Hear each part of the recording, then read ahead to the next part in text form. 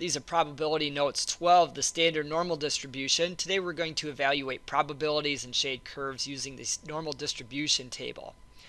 This bell curve that you see above me is called a standard normal curve. This is a normal curve, and what's kind of special about this normal curve is that the area that's below this curve and above this x-axis is equal to 1.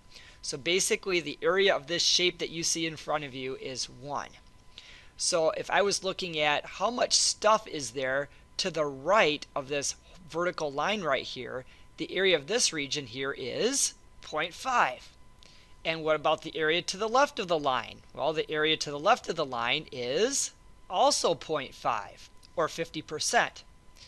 Now, what if you wanted to figure out the area to the left of -1, for example? This becomes a little bit more difficult, and to find probabilities for any value along this curve, any of these numbered values that you see here, what we're going to do is we're going to use a table of standard normal probabilities.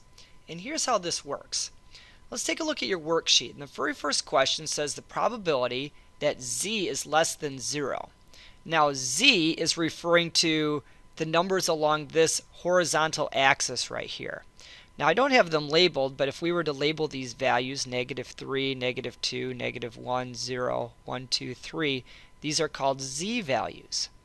Now here's where 0 is, it's right here, and we're looking for the probability that z is less than 0.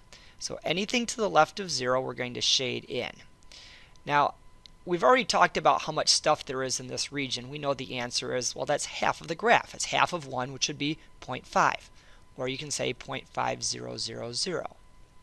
Now you can also get this information from a table of normal probabilities, or a normal distribution table. Here's a table of normal probabilities, and how this works is this way. The numbers along this vertical column right here are z-scores listed to the tenths place. The numbers listed in this horizontal row at the top are hundredths values. So in the case of finding the probability that z is less than 0, the number 0 in this case is sort of like the value 0.00. So to use our chart, what we do is we look up the number 0.0, that's the number, kind of its units and its tenths place. And then we're going to go across to the hundredths place, which is also a 0. So we look at these numbers here, these are like the hundredths places, 0.00, and the number inside the chart that corresponds with that is 0.5000. Now let's take a look at the second example, and we'll have you try a few by yourself.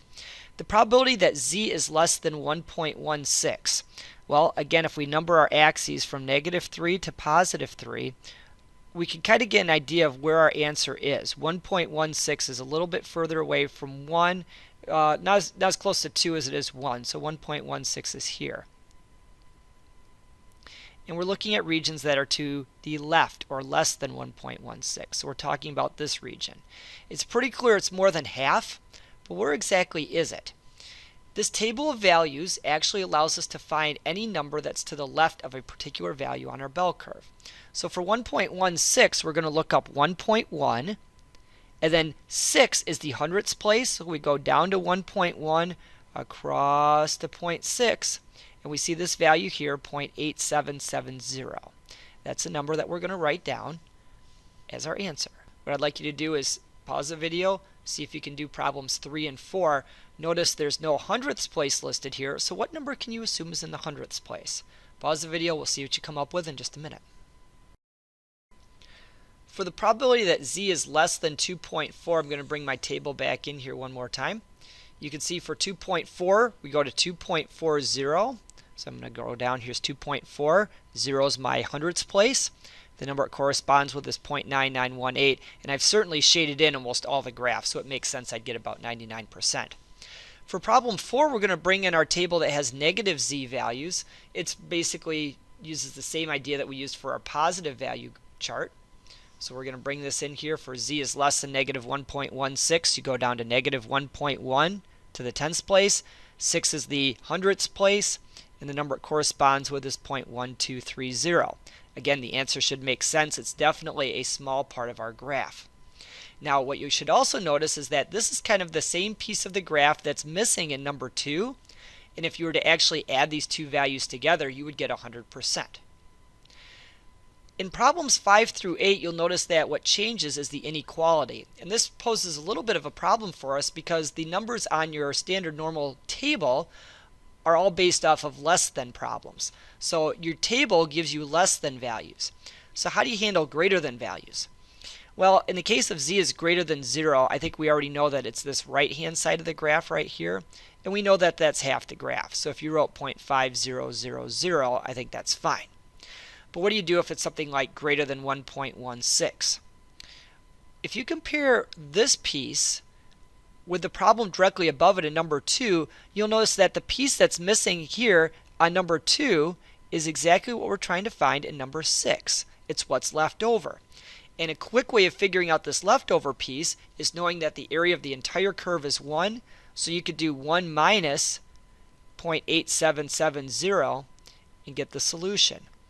Your trick here, or the key to this problem, is understanding the fact that on a greater than problem, you can look up the less than number, the probability for the less than value, and then subtract it from 1. See if you can come up with the values for 7, 8. Pause the video. We'll see what you get in just a moment. For problem number 7, the probability z is greater than 2.4 is this leftover piece that we didn't use in problem 3. Since the answer for number 3 was 0.9918, we subtract it from 1 and we get 0.0082. On problem 4, our leftover piece is this big region right here from number 4. So in number 8, the probability of this big leftover region is 1 minus the answer for number 4, 0.1230, and you get 0.8770. Remember, if it's a less than problem, use the chart. If it's a greater than problem, take the value in the chart and subtract it from 1. As we move down to problems 9 through 12, you'll notice that we have two sets of inequalities here that we're working with. We're looking at a region where z is between 0 and 1.16. Now, if we talk about what the shading looks like, we're looking at this little region right here. And you can use your tables to figure out this value here. The best way to do this is I look up the probabilities for each of these numbers, for both the 0 and the 1.16. So bringing our chart in here one more time, you can see again the probability for 0 was 0.5000. It's also considered to be the percentile rank for 0. Now 1.16, when we looked up its probability, was 0.8770. That's also the percentile rank for that value, 0.8770.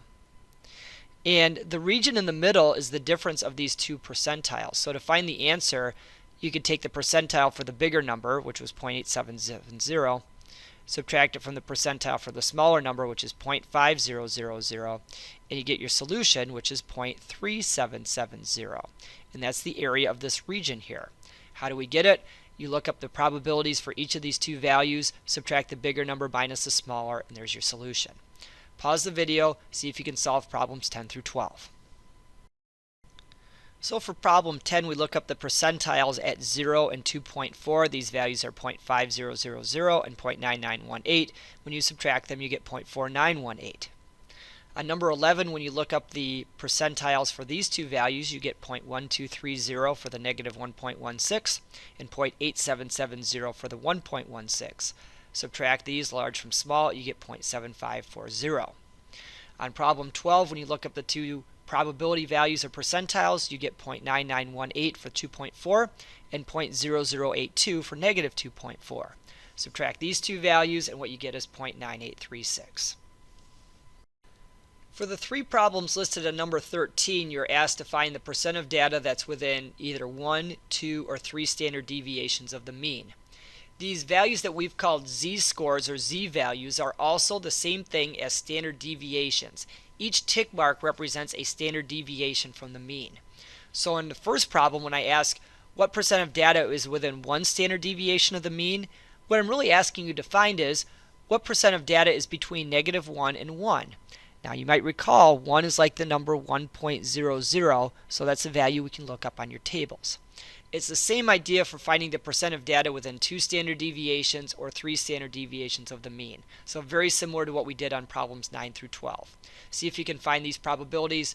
Pause the video. We'll see what you get in just a moment. For the first example, what I did was I looked up the probability or the percentile for negative 1 or negative 1.00 on the chart. That corresponds with this 0.1587 number right here. Now for a z-score of 1, I looked up that value on the chart. It corresponds with 0.8413, which is here. And when you subtract these two percentiles, you get 0.6826. Using a similar procedure, I found the probabilities for 2 standard deviations from the mean, which was 0.9544, and 3 standard deviations from the mean, which was 0.9974. The numbers you'd subtract for 2 standard deviations is 0.9772 and 0.0228. And for 3 standard deviations, it's 0.9987 and 0.0013. The last thing we're going to do here is, on 14, find the value of c that satisfies each equation. And on 14, it says the probability of z is less than c equals 0.8790. Our goal is to figure out what c is equal to. In other words, I'm trying to fill in this blank. Now, to answer this question, I want you to think of a z value that if we shaded, it's a less than problem, if we shaded left of it, we'd have shaded in 87.90% of our graph. Now, what would that look like? I'm not exactly sure. It's more than half the graph for sure. It would probably go out to, I don't know, maybe around here-ish. Now, I'm not even going to pay attention to my lines. I just know I'm shading in a good part of the graph, 87.90% of it. So what we're going to do here is we're going to go back to our tables, and we're going to try to find a value on our tables that corresponds with 0.8790. Now, the numbers in the table do go in order, but you have to kind of hunt around a little bit. I see 8770. That's pretty close. Let me move a little bit to the right. Ooh, 8790. Now, what does this correspond with? That corresponds with a z-score of 1.17. So if I made z equal to 1.17, this statement would be true. Your goal is to figure out where on the table can we find these values, and does it correspond with the question being asked. Notice the last problem is a greater than situation, so pay attention to your answer on that one. See what you can do for these two problems, pause the video, and we'll wrap this up in just a moment. In this problem, we're looking for a region on the left side that would correspond with 0.0351. It's a less than problem. We're shading to the left, and if you look on your table, you can find that right here. It corresponds with negative 1.8. Looks like negative 1.81. Yep, that's this value here, so negative 1.81 is what we're going to use. For the last problem, we're looking for the probability that z is greater than c, and you would get 0.7291, which would be this region here. Now, what I'm more concerned with here is, what's this empty region here? We can find that by subtracting 1 minus 0.7291, and this area right here would be 0.2709. So what we're going to do is we're going to look up this value, and we're going to see if we can find out what number corresponds with this. Looking on the chart, my numbers increase as I kind of move from top to bottom. I'm looking for 0.2709. And I can find it right here. It corresponds with negative 0.61, it looks like. So that's our value that we go with here. And this concludes your worksheet on normal probability distributions.